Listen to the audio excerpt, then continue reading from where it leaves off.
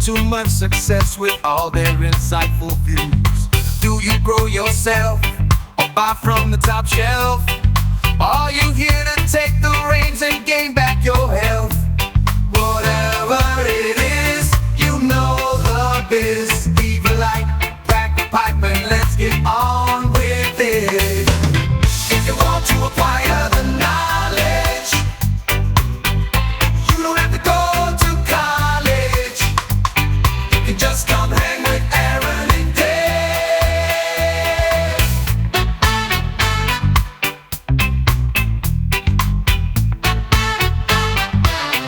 Yo, welcome to the Elevated News Podcast with Two Dope Dudes. We are your source for Midwest cannabis news, culture, and more. I'm Aaron. I'm Dave. We're the Two Dope Dudes. What's up, dude? Not a whole lot. What's happening? Not much, man. It's another week in the cannabis industry, isn't it? Hey. Hey. The industry exists. I don't exist in it, though. I mean, well, we exist in the industry and talk about it, you know. Yeah. I just was in the essence of the machine that gets paid for the thing, you know? Yeah, the current machine is but I sure as shit do love this thing still. Hell yeah. Mission is still important, and we still got stuff going on. It's not to say, but it is an exciting week. It's coming towards the end of January, and it's crazy where we're at, dude, in space and time. Mm-hmm. How did we get here? Things are starting to shape up, and it's another, especially with the legislature, it's another opportunity for things to happen. And there's a couple omnibuses that just dropped. Chicago hemp ban just happened, where they're banning the retail sale of hemp except for drinks in Chicago city proper. It's so weird, dude. It's so weird. We're on year 6 of recreation in Illinois, and we've had like no bills pass. That's what I mean by it's another opportunity. We have 2 new omnibuses. I'm not sure tonight. It is Monday for Dave and I, even though this comes out on Wednesday on YouTube and Tuesday on the audios. But tonight is the first meeting of Canada Equity Illinois Coalition for the new year, and Oh, nice. And as they said, it's another opportunity to see if something happens. So just weird how nothing happens yet everything stays the same, and then yet everything changes too, right? Like no matter what name change you go through, it's still the same old stuff in the industry, right? I can't get over the fact that like we're far more capable of quicker conversation, yet everything drags its feet so slow. Well, and like especially in the government, everything is very slow and unstructured, and I always say name a thing that the government takes over. The government has ever taken over that's been better, cheaper, or more efficient. Like, just not that's not something that the government does. At money printing. Well, that's a private entity that's not actually the government. Sure. I mean, it is. It was the Fed is something that was made by Congress and has no oversight and no audit powers or anything like that. Like, so anyway, that's not what this podcast is about. We're talking about the cannabis industry, and there's a lot of stuff that's going on. So let's get into it, right? My moral of this whole thing is I feel like it's just easier than that. They should just smoke something. It should be easier than that. If all of them sat down and had a little joint together, we'd be in a much better place. Yeah. Atomic bong, man. Yeah. Gotta have that atomic bong. Yeah, I'm into that. Yeah, if you listen on Thursday nights, you'd know about the atomic bong, man. Yeah. Yeah, true story. Mm-hmm. Yeah. I want to get into news though. So let's do that. If you're if you're listening, come check us out on supportdopepeople.com or our YouTube. You can find us there. Also, you can find us on Apple Podcasts, Spotify, all your other favorite podcast streaming apps, twitter.com, two dope dudes, and supportdopepeople.com. If you like, we got some merch over there and some ways for you to save if you're a grower who grows medicine like some of us. We have some organic stuff you can do over there that will help you out. Dave? Thursday night, what are you doing? You want to hang out? We should. On YouTube at Peace, Love, and Cope. I'm there at 8 p.m. Central Time. Come talk cannabis. That's what I want to do. If you have any questions about how to use cannabis more effectively for your health, that's the whole reason I'm there. But I also like to kill some time. We play some games and tell some jokes and just, come on, Project 21. Can Immunity over there as well. That's it. Mm-hmm. Is the community. Come learn how to take your health back into your own hands for sure. Dave, let's YouTube comments. Dude, it was such a good thumbnail. I thought it was a good thumbnail. I don't know. People didn't like it. We didn't get a lot of views, but that's okay. I don't give a shit. So let me go sort by new instead of top. Dave's 90-degree cannabis corner. Something so acute, can't be obtuse. Angles and why we don't use those degrees for extracting. Oh, man. Yeah, John Voight, 620. I hung out with John Voight the other day. We had a nice little sesh in the basement. It was fun. That's awesome. Yeah, I miss that friend. Yeah, I had not seen him. I had to go over to where he lives, and I had not seen him in a while. So I brought some of my finest hash rosin and said, "Hey, friend, let's have a sesh." And we did, and it was fun. And we talked about all sorts of things. And if you think we talked about you, not specifically you, Dave, but you who's watching and who's paranoid that we talked about you, we definitely talked about you. Nice. Got him. Got him. I don't know. I just thought that was funny. But no, John and I caught up, and it was a good time, and we had good times, and hopefully look for John soon, maybe on the podcast again. Maybe doing something with us for fun. I think it'll be fun. Yeah, I'm in. I like it. John Voight, 620. Sometimes you just got to come back and listen again because the kids distracted you a bunch during the live. Yeah. I mean, I know, brother. It's all good. John's got awesome kids too. They're super fun, and they're generally pretty well behaved. Yeah. Chi-Town, so. Yeah, which you would not expect. Great parents make great kids, dude. True. Yeah. Our friend Chi-Town Hi-Fi. Great show, guys, but it was my understanding there would be no math. Always math, man. It kind of sucks. There's a lot of, and I'll do the calculations for you, but I'm trying to. It was definitely a Chevy Chase reference. Yeah. Yeah, for sure. No math, sorry, must have miscalculated that. There is this comment. This person left 3 comments. I live in Illinois, Rock Island, Milan area. I know where that is. Spent a lot of time in the Rock Island, Milan area, Silvis as well. I bought 162 gram rosin, and it was supposed to be top shelf. I didn't even get high. These people are getting away with robbery. The dispo is NTI. It should be legal to people can grow their own and know what they are getting. And then NTI employee told me they're scamming you, buy more expensive product by percentage of THC when I can buy a lower percent, but higher terps for half the cost. Dave, you have way more experience in dealing with customers than I do. Please. Yeah, well, so you're not wrong, but you're also, it all depends. Like, names don't necessarily mean anything. What type of rosin was it? And just because, like live rosin is so much different than like a bubble rosin. So there's,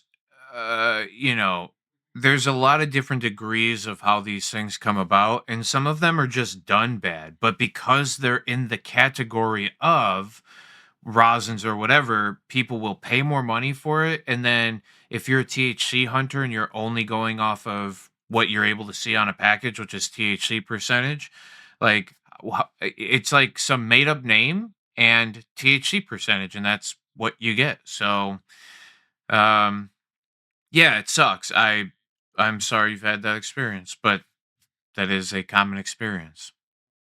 Let's see.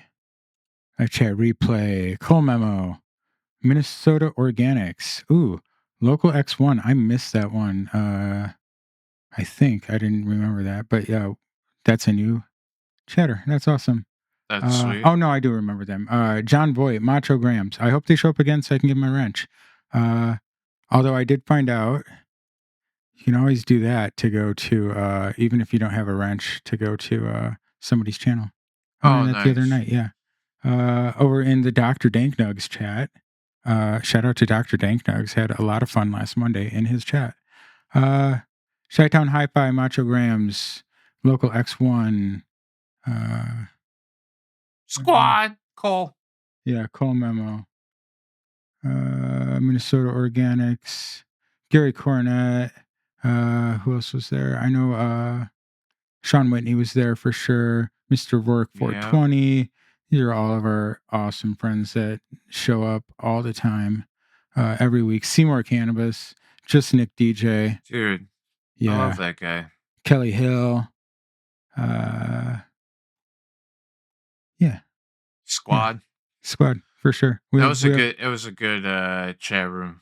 Yeah, we I enjoy when I can make it in there. It's a lot of fun. it's like yeah, there's Sean Whitney. It's like I always tell you, the people love it when you're around in the live chat. So, yeah, we do. We have the best community. I just wanted to go through the numbers real quick because it is the beginning of or the end of January 2026, and so we're getting some of the numbers from 2025 across the nation. I think it's always important to highlight how the market's actually doing. In Arkansas, if you've been listening for a long time, we have talked about Arkansas, their immaculate conception, which you'll learn a little bit more about later on. You'll hear that word or that phrase again. And we had some former patients that were down in Arkansas. So, we've always talked about them. And they have a very similar market to ours. Arkansas medical cannabis sales hit record 291 million in 2025. New high surpasses the previous record of 283 million set in 2023 and is a $15 million increase over total sales for 2024. Oh, I wonder what the dip was about. Hmm. I don't know. So Arkansas medical operators reported record-breaking sales in 2025. Dispensaries rang up 291 million in sales in 2025, surpassing the previous record of 283 million set in 2023. According to data, that's a 115 million increase over the prior record of 275.9 million set in 2024, and signals a rebound for the state's medical cannabis industry, which launched in 2019. That's sweet. Yeah. Yeah, I bingo. I think you're right there where Yeah. I scrolled down to too. Yeah. It's really cool to see like 24's weight number and Mm-hmm. 25's weight number, and like what is there 3,700 difference there, 3,600 and a half or whatever, Mm-hmm. um and that equates to 15 million, dude. Yep. They also Arkansas has a very strict medical program, and that's why I mean like uh, similar to how strict Illinois' medical program was. Uh, they are exactly the same in that they were not interested in really expanding it at all. Dude. Yeah. Yeah. And so, yeah, even down there, you could buy THCA became legal, and that was a thing, but they shut that down pretty quickly as well. What numbers just showed there was an average cost of one unit being $4,100 dollars. Yeah, yeah, and that's why when I told you that it was based off of Illinois market, I Yeah, it's mean that it was 100%, dude. based off of the Illinois market. Wild. Wild. Yeah, Yeah, those are early. yeah, You that's know like what I thought about too the other day? Who was I talking to? Was it you? Maybe not. Um, the price of everything in our life has gone up, and somehow in our heads, we keep talking about why the price of cannabis needs to go down. And it's not that like supply and demand means everything. So it's like a increase the supply and make the supply more available, and then the demand is met for the higher amounts going out. Like we see that taking place in Michigan, but like it's weird, like it's an extra layer of control from these people to like not make more available, obviously, for them to keep their prices high so that they don't, you know what I mean? And like, because it's their control of the market. They don't yeah, want an actual. They don't want people to participate. They just want the illusion that people are allowed to participate. They don't actually want it. I'm just waiting for the times when now that they have it monopolized up like in a very solid way, once they monopolize it, right? And like, and that's what we just talked about last week with Virginia or whatever the hell it is.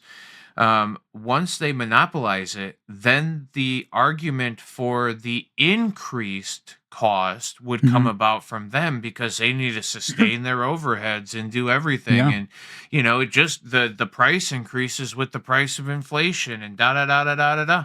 I mean, I And still like, have friends it's like, who think oh that no, they want the cheapest stuff.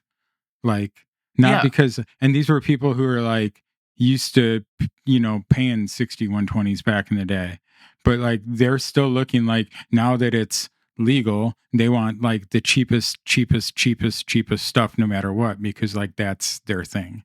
They think it should be completely cheap. And I'm like, well, yes, but no. Like, but what you're going to get for that is not what you actually want.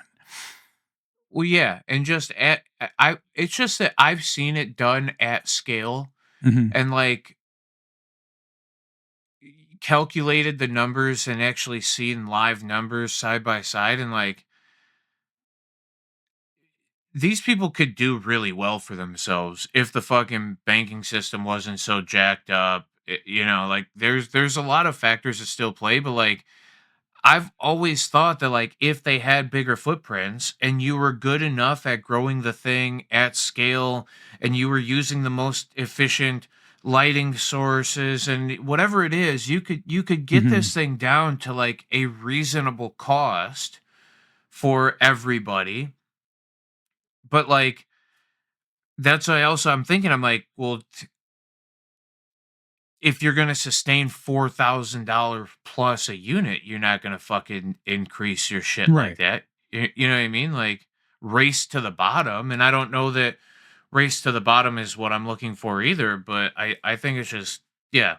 I forget who I was having this talk about though. Literally it was like, you know, I pay more for everything. I pay fucking three times as much as what I used to pay for a bag of Doritos. And I, I still bitch that I got to pay, you know, half or a quarter of what I used to pay back in the day for this thing. And like, the quality is on par. Like, we've gotten better growing techniques now. We've got far better extraction techniques. We've got far more availability. There's all these things, but like, you know, I'm just scared of it for when the monopolies start using Right. it against us. Over to Minnesota, adult use cannabis sales hit 31 million since September launch.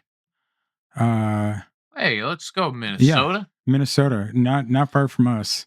That Uh, seems really slow, though, dude. How many dispensaries do we know yet?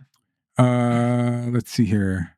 The growing pains that slowed Minnesota cannabis sales, lack of licensed cultivation space. We talked about that. Remember, they were open, but they did not have product to sell because the state was lagging behind.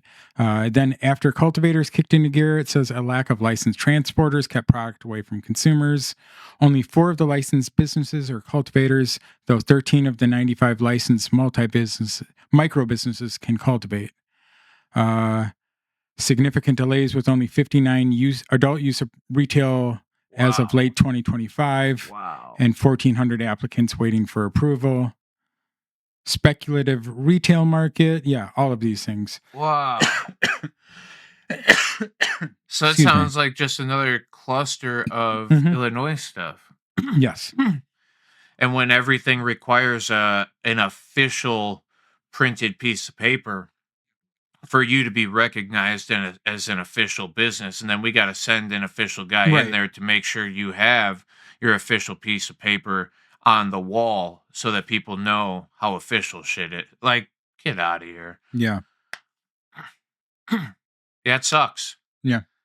But hey, that's how the Minnesota market's currently going. Uh, Oh, it's so yeah. Michigan saw the cannabis sales were soft in December, which they typically are, right? December-ish. No, December can No? be kind of a December. Everybody's spending money, right? There's no like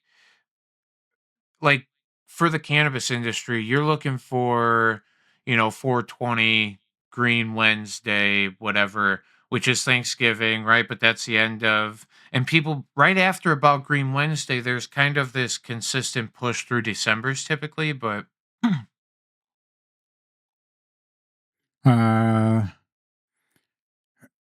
Michigan cannabis sales for December rose from a year ago as they increased sequentially by 3.8%, which is plus 0.5% on a per day basis at 269.7 million. Sales were up 1.6% from a year earlier.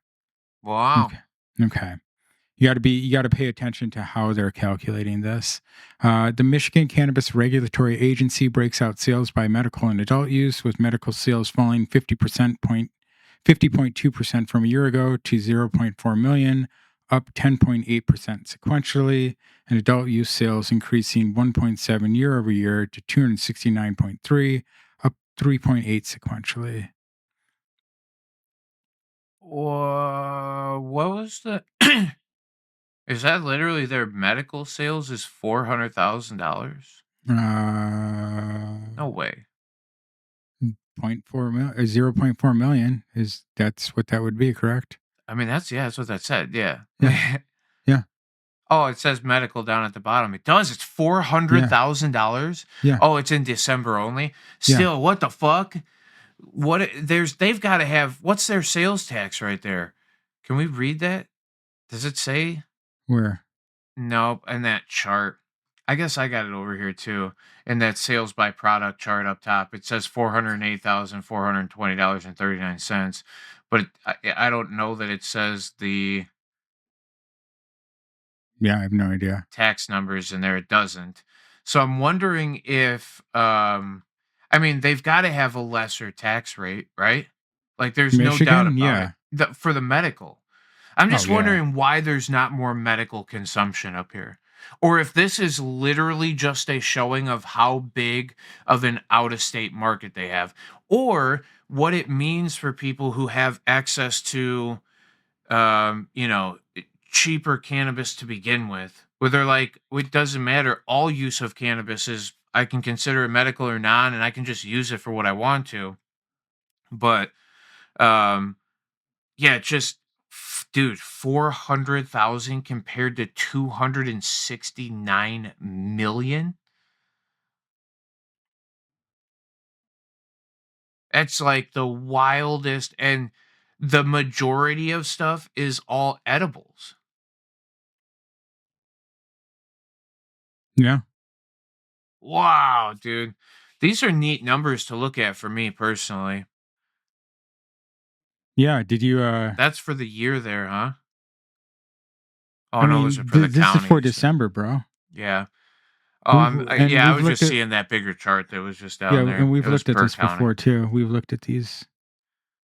Yeah, because they do this like every month, which is actually Dude, pretty people nice. I just remember this being such a booming like medical market back in the day. Like, dude, you could just get a medical license if you wanted one. You just went to like a Well, kiosky stand and just got one, pretty much. because they made it. I mean, yeah. Wow. I mean, when people. I mean, actually, I know people we could talk to who have had farms up in Michigan. Like I know so many people who are just like they've wrecked the market up there. Like it's crazy. So I don't know. Montana retailers have sold more than $1 billion worth of rec marijuana since legalization took effect. So over the 4-year period, it says here the state has collected $217 million in cannabis tax revenue. That's probably quite a Wow. bit for Montana. Wow. Yeah. In the 4 years since Montana began allowing the legal sale of adult use marijuana, the state's retailers have sold more than $1 billion in product as adult sales rise, more than enough to offset a sharp decline in purchase regulated and taxed as a medical product. Tabulated 327 million in annual sales last year. Okay. Oh. Wow.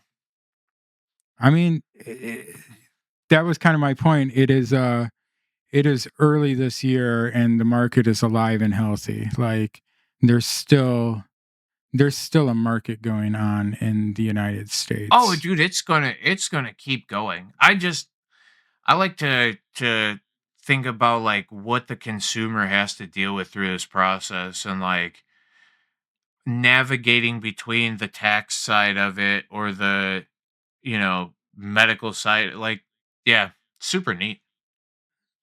Hey, and I just want to say thank you to the people who have been sending me stories the last couple of weeks. Appreciate you. Just because we didn't get to a story today doesn't mean we're not going to. This is also one that I saw, and I'm as a caregiver and a grower for my person. To me, I grow organically because if you're going to grow medicine, you want to grow the cleanest medicine you can. And that's what I believe in. And that's what medical cannabis should be. It should be clean medicine and not harmful. And that's what I believe. And so this really hit home to me. You've heard us talk about remediation before. Sterilization does not fully remove toxic fungi from cannabis. This is remediation. When we talk about remediation, this is one of the ways to remediate flower product. Correct, Dave? Oh yeah, dude. This is a really wild thing to have come out here. Yep. Yeah, it just my whole thing is there's this mindset behind getting cannabis from a dispensary Mm-hmm. that makes you go, "Oh, it's the real stuff. It's safer. It's more Mm-hmm. potent. It's better. They know how It's to do it more." tested. Yeah, it's tested. What all that bullshit. And Because then it's like tested and it doesn't pass their very strict testing regulations. Very, very strict testing. And if you've ever had black market weed from back in the day, none of that was tested and would not pass testing at all. And we're just fine. So like what I'm saying is that it's too strict. yeah, I don't know if it wouldn't pass it at all as much as like a lot less of it would have, depending Mhm. on also what you were getting, because I think there was not everybody was using Well, some of the weird it's growing processes or it is pesticided whatever that they it are is a doing. byproduct of cannabis being a consumer packaged good now and having to be grown in a way that we have enough of it to make it a consumer packaged good. It's in short, it's because of we have to grow a lot of it now, and so we take a lot of shortcuts, and we're not actually growing it in the right way. We're just growing it at scale. Yeah, and yes, I just don't think like in what this thing Mhm. will say too, and I think you'd understand it too. Even if you have one guy who's really, really good about Mhm. growing the way that he's growing, Mhm. It doesn't matter because the corporation still has to make money. dude, just think about fucking taking care of thousands Yeah, of plants, exactly. being being able to be aware of what each one of them is going through and to make sure that every single one of them hasn't been contaminated or isn't growing some type of fungus or something. And you know, uh, I think that's like the bigger problem maybe in that too is like I always say it all the time. Who grew the stuff matters so much more than what they grew a lot of times because people who are good and clean and just they know how to take care of plants are going to do it better and some people aren't. And when they've But the gotten rid weakest of the weakest link is still your weakest link. well Anybody and can that's have my so anybody can have bugs, but like that is you actually just the beginning of your point makes the point for organic growers is it is so hard to tell each individual plant what's going on. I would rather have a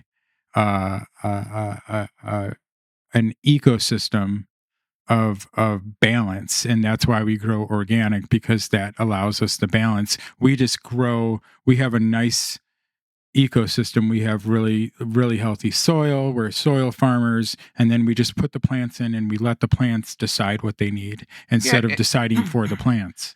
I mean that also too like take into factor like okay fine we've grown organically but like what is the environment in with which you've grown, you know Hmm. what I mean, cuz like if some people Yeah. are like dirty as can be at their house, but you know what I mean? Like there's these certain like factors of that too that get played into it, but that plays into what I'm going to say next about like the big growing places. They paid somebody really well who was really Hmm. good at growing cannabis at the beginning so that they could steal the ideas, the Yeah, the routines, SOPs. the bingo. Yeah. They literally make a playbook on a spreadsheet based off of what one guy is really good Hmm. at doing, and then they can him and bring somebody else in Yeah. who might be okay. They can offer some genetics, they're local growers, so they try some new genetics, whatever, stick to this growing cycle. They piss him off, he leaves, and now you're paying somebody $17 an hour who thinks it would be cool to fucking have a weed Yep. growing job to overlook the plants that like you're just further and further removed from somebody who gives a shit. Yeah. And the more $17 an hour employees that are picking their nose and fucking coughing Yeah. all over the plants, like how and you know, I'm just being extreme here, but like how much are you taking care of that thing? Is all Yeah. that matters to me. And if there are good practices in place for a plant to be grown well, um, there's a better chance that you just have good cannabis. So it says here, uh, dang, I hit the wrong button. Gamma irradiation, an industry standard sterilization method for medicinal and recreational cannabis, does not fully eliminate toxic fungi or their chemical residues, a McGill University study has found. Current testing practices may also miss contamination, raising concerns about health risks for vulnerable users, particularly those with weakened immune systems. The researchers said this is especially significant given that 70% of cannabis is consumed by smoking or vaping, which may deliver toxins directly into the lungs and exacerbate smoking related injury to lung tissues. It says these findings point to a need for stricter testing and better safeguards, they said. Gamma irradiation works by damaging the DNA and the RNA of microbes and degrading mycotoxins, harmful compounds produced by certain fungi. While this process significantly reduces microbial loads, researchers found viable stores of mycotoxigenic fungi, DNA fragments, and traces of toxins remained after irradiation. You see how quick I said mycotoxigenic? Yeah, it but was nice. but half the time I can't say the other words correctly. You know what I'm saying? Like, it's so dumb sometimes. I just, Yeah. Well, yeah. whatever. I was trying to learn how to like speed read. I'm really bad at reading. Fucking, I was trying to Mhm. learn how to do it, and you kind of like zoom out and unfocus, and then like your brain just kind of paints the words into. Mhm. So people who read more Mhm. actually get stuck in this pattern of like you think that words are there, and it doesn't really change the story a bunch. But Right. yeah, the Yeah. difference between just those little, My brain definitely works faster than my mouth. yeah, that's okay. These remnants pose major health hazards with heightened risk for such populations as cancer patients, transplant recipients, and individuals with HIV/AIDS. However, Oh, the study also cites multiple case reports of fungal, lung infections, and other opportunistic infections in healthy people exposed to contaminated cannabis products. We talked about that not long ago. hmm. So, researchers analyzed dried cannabis buds from a licensed producer and ready to use products from a licensed producer that were legally on the market. They used three complementary approaches: culture based methods to grow and identify living fungi and bacteria, molecular tests, PCR and qPCR, to detect fungal DNA and toxin producing genes, antibody based ELISA assays to measure mycotoxins such as aflatoxins and ochratoxins. Jesus Man, Christ. aflatoxins and ochratoxins, I had some of them those were my sides. That sounds like some, Uh, if you've experienced this for too long. yeah. Yeah. Yeah. So, if you've listened to anybody who actually knows anything about the industry for a long time, we all know that most of the industry just remediates their bud and it's gross. And you shouldn't smoke it anyway. You know, anyway, Yeah, I not a big mean, surprise. But this is an actual scientific study. And there's some materials here that you can go and check on. Uh, you know, um, yeah. yeah, and I would venture to say that you know, um yeah, I don't know. This is wild. Uh, to me as just a your local caregiver slash home grower, not a surprise. Not a surprise at all. No. I'm not surprised. Like, I have nothing more to say than like, duh, told you so. Yeah, And so like could I mean a that's like home grower rude, but could get like, mycotoxigenic absolutely, fungi, right? absolutely. Yeah. It's called powdery mildew. Yeah, It's called yeah, yeah, yeah. aphids. Yeah, it's Yeah. called powdery mildew. It happens all the time. It happens all the time if you're not careful. And Like, you then have what to do you be do careful. with that? You You just, throw it away. yeah, it's it. It's done. You burn it. You throw it away. It is Yep. garbage. Yep. If you're in flour, or if you're in flour, you just throw it away. There's there's you could wash it. You could wash it with lemon juice and baking powder, which is just basically Dr. Zymes. Uh, and you could wash it and like use the extract in food. Like, that would probably be fine. But like, as far as like raw product, you should just burn it. Just Yeah. cut Get it rid of it. down. Yep. But if you're in veg, you can spray with Dr. Zymes, and you should be doing some sort of IPM. You should have an IPM schedule that you follow, and you should be changing your IPM weekly so things don't continue to, to get used to what it is that you're doing. So you can fight powdery mildew in veg. It's not a big deal. But if you're in flour, just burn the whole thing down, Nice. because it's just mold spores. You have to kill the mold spores, and you have to like, yeah, you have to change your environment because you're doing something wrong if you're getting powdery mildew. Yeah. If you're inside, if you're inside, if you're outside, then it's your environment. I'm sorry, like your environment sucks. Yeah, that blows. ATF moves to loosen gun ban for people who've used marijuana or other illegal drugs. We've talked about this a little bit, and yeah. A federal agency is moving to loosen rules that bar people who consume marijuana and other illegal drugs from being able to lawfully purchase and possess guns by making it so fewer people would be affected.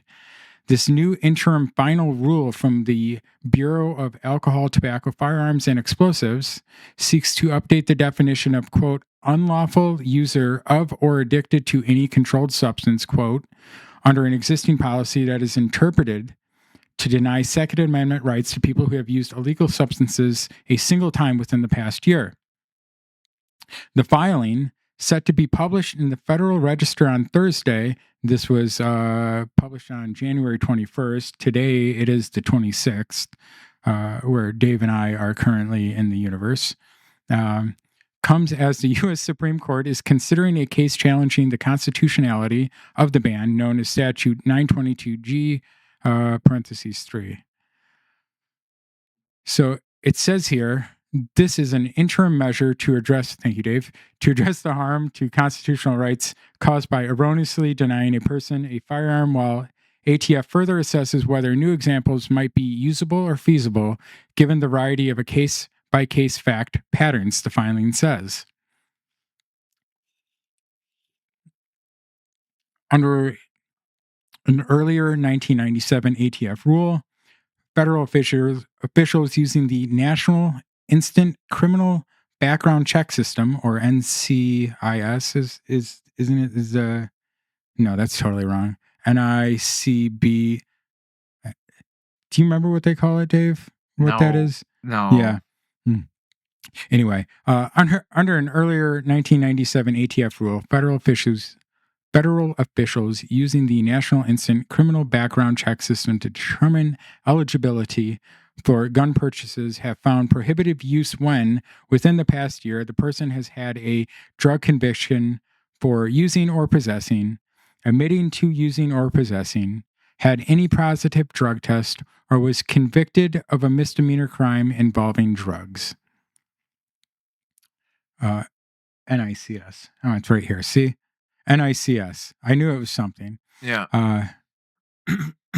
In fiscal year 2025, ATF said that 8,817 standard denials in which a person did not receive a firearm due to being considered to be in violation of the drug user gun ban, 4,284 were predicated on an inference based on a single use. Hey, Dave, who's to say that that BioTrack and Metric are not going to funnel any of this data over to the ATF to actually Yeah, you're not allowed to track names. The medical card in Illinois what about recreational though? is, well, and so rec they wouldn't. Like, you're Yeah. not allowed to keep people's information, and I would imagine it's for this purpose right here, because it would definitely Yeah, but they could.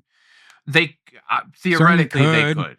Certainly could. If there was some statutes put in place where they said, yes, start retaining the information of the buyer of the cannabis, I would start to get weirded out a little bit by it.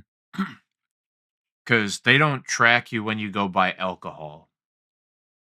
They also don't deny you based on. They say you can't be drunk and have a gun, but they don't say anything about after, which is it should be the same thing here. They also prescribe people opiates and allow them to be. Yeah. So.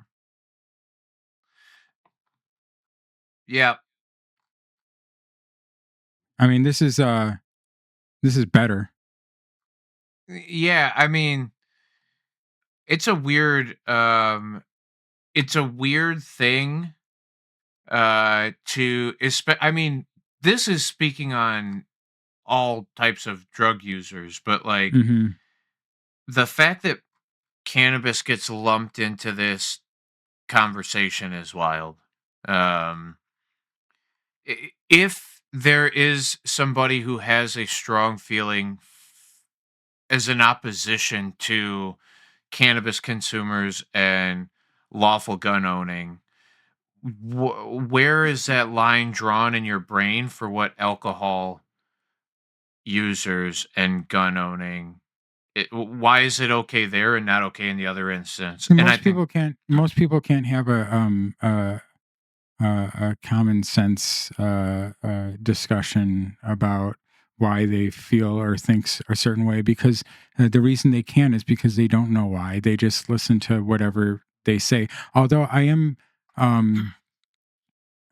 because happy it's to their beliefs, yeah, but I am because you happy to can't see that know. more people are understanding that all gun control is racist, and that the people actually do need the right to bear arms. Yeah, Because fuck the government. So you know, yeah, like something's got to keep them in check too. yeah. Touche. You know what I mean? Like that's the thing. So anyway, I am happy about this. I think it's crazy what they do. Um, Yeah, yeah, yep. yeah. And then hey, Missouri cannabis growers fined for breaking the immaculate conception rule. State regulators discovered cultivation licenses were bringing in clones, seeds, and tissue cultures from other states in violation of Missouri's marijuana tracking regulations. I sure wish some of those Illinois companies would get some of that too. They allowed it. Oh, I know. Yeah, and I Um, think it happens like once a year or some shit. They were allowed to do this in the past or something.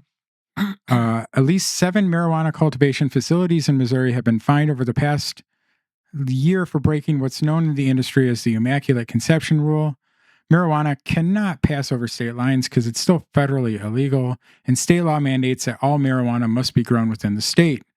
However, there is 1 year after a licensee passes a commencement inspection when the state essentially closes its eyes and puts its hands over its ears on how a cultivation facility starts in its inventory. This is Missouri. Uh, a spokesman for the Missouri Division of Cannabis Regulation said regulators discovered some licensees believed they were permitted to bring in clones or tissue cultures, as well as seeds, on an ongoing basis. However, this practice is a violation of seed to sale tracking regulations, metric, BioTrack. Uh, to keep with customers' preference and demand, these companies have been bringing in clones or starter plants and tissue cultures, which is a form of in vitro propagation of popular plant varieties from other states. In lieu of penalties or other enforcement action, these violations were resolved for amounts ranging from $50,000 to $500,000, depending on the circumstances. Lisa Cox, spokeswoman for the Missouri Department of Health and Senior Services, which oversees the Cannabis Regulation Division. Yeah. Wild. I'm wondering, depending on what the other penalties are, if it's just not worth it for some of these people to do it anyway. What's $500,000 to a massive cultivation center that's, I don't know what they're making out there, but if some place is making a few $100 million and the new biggest baddest strains are available, like maybe you grab it. But that's always been like my thing. I'm always like, what strains is it? And like Yeah. we saw it in Illinois, like people literally just renamed their entire heart, like every single plant genetic that they had, Mhm. they changed the name of it and called it something different because they were growing it now, or they had crossbred something or whatever it is. And yeah, they just changed the names overnight. So I don't know how the hell the state even figures this out. And if they said like, "Oh, well, all of a sudden you had 8 new strains show up," and like you could have been like, "Oh, well, those were our breeding projects. Like we bred the two things together and now we have Right. this." Like I don't know why you would have to break their immaculate conception rule. Yeah. I mean, hey, state's getting their money, I guess, right? Yeah. And that, it goes both ways. Like I said, it might just be worth it for some of these people to bring the strains in, get new genetics. Especially if you killed the genetics you had before, Right. you know what I mean? Like, what do we do now? I mean, happened in Illinois quite a bit. A lot of times. Oh yeah. Dave, you ready for Dave's Conditional Cannabis Corner? Always.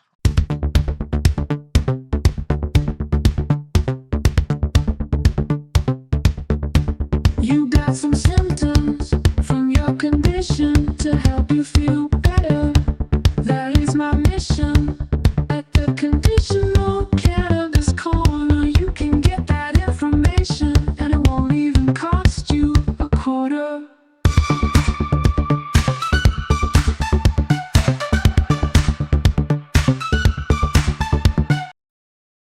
My friends, welcome to it.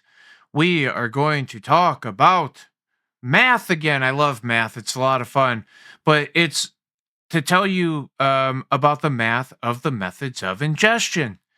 Uh, Methods of ingestion play a great factor in how much we are absorbing and intaking.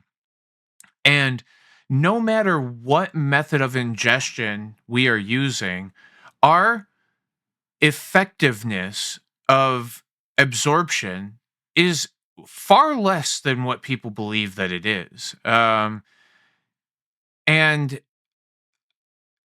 it's to this point that I want to state that, like, if you're trying super hard to be very direct and mathematical about your consumption, to make this more medical, there are a lot of factors that maybe you have to take into consideration. Absorption rate is one of them, and absorption quantity is the other one of them. If we are only absorbing 20% of a product, and we're only taking a 10 milligram dose, we're getting 2 milligrams of efficacy, and we may continually go, okay, the 10 milligram thing is my jam and I never need anything else, or okay, the 10 isn't working today, I'll take another 10. Depending on your absorption rate for the day, where let's assume you do absorb at a 20% rate through your stomach, but maybe the one day you worked out a little bit more, or you ate something that kind of started that absorption thing, or you didn't eat so bad the night before, so your gut actually isn't so, like, greased up or dirtied up or whatever, and it's a little bit easier to consume, whatever. There's a massive factor in how much we are actually absorbing at the end of the day. So there are massive factors. So the only reason I bring this up is that understanding the generalness of what you're consuming, what your methods of ingestion do, what your cannabinoid, and I say ratio a lot of times. Like, if I was actually talking about what I think meant the most, it would be your cannabinoid ratio. And it's not your cannabinoid content or percentages or any of that noise that we use to consume this thing. Should there be thresholds of, milligrams or grams or whatever it is that you consume, I think that helps the measurement standards. But I think the ratio of cannabinoids versus each other, or how many of each cannabinoids we have, can matter as much in the cannabinoid conversation as how much of each one we're absorbing, because THC just is THC. The fact that we absorb more of it at a certain point, there's nowhere else for it to go. Like, we're not going to absorb it anymore. There isn't, it can't stimulate the things. Everything is already stimulated. And to add more of it just doesn't work. And that's a lot of people will understand that from saying, oh, I could smoke everything in the entire world and I don't ever, it's not like I get more high or more like I could smoke until infinity and there's no problem.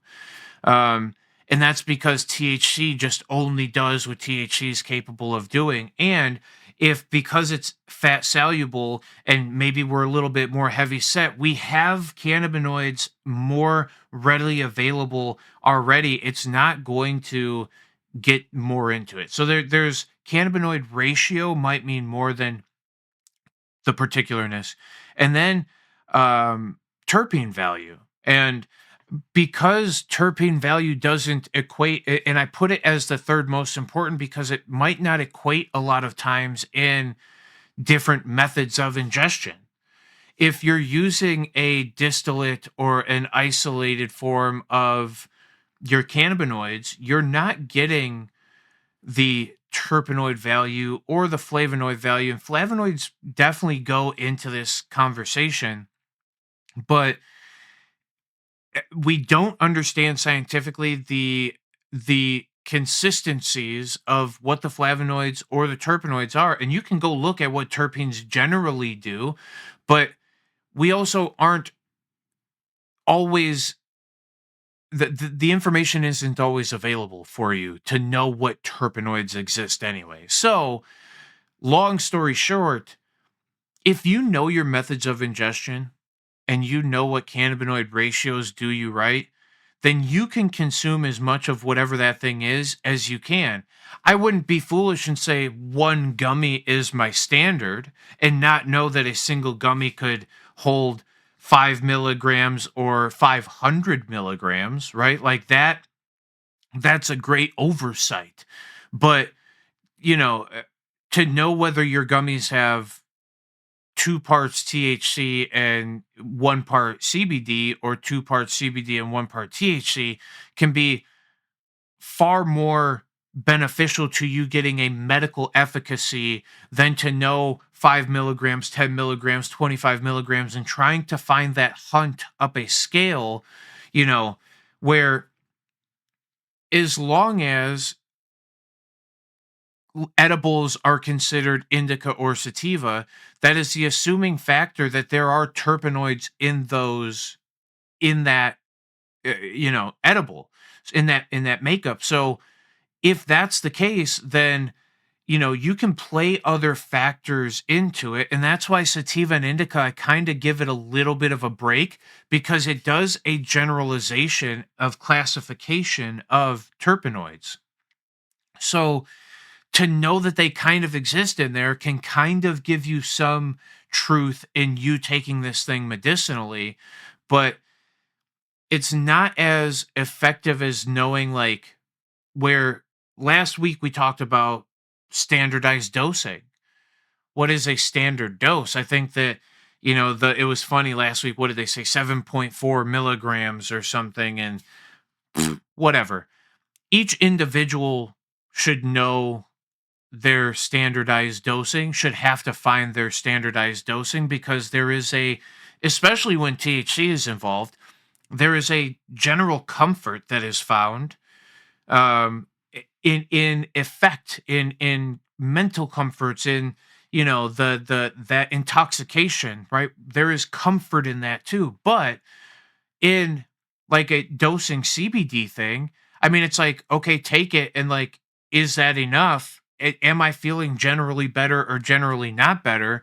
And then, increasing your dosing based off of that. So, I'm not a medical professional. I don't think you should take medical advice from a guy with, a cannabis bandana and a cannabis background to begin with. But I do think that what I'm saying for people who are trying to understand, how do I use this thing more medicinally, it really is locking down what your methods of ingestion mean and what absorption rate are we playing there. Like, I pulled up a list just to kind of give you guys an overview of what people think through medical measurement and through scientific measurement. For inhalation, there's a 10 to 35% absorbed into blood. many studies centered around 25% absorption rate. That's bioavailability. Okay. Oral, which means like edibles or capsules, these things are 4 to 12%, often quoted at 6 to 10%, which is very variable between people. But as far as bioavailability goes, we're talking about how much absorption goes on, right? And then from there, there's onset rates, there's times of peak, there's usable durations, right? But it's understanding that here's one: oral mucosal sublingual sprays or tinctures.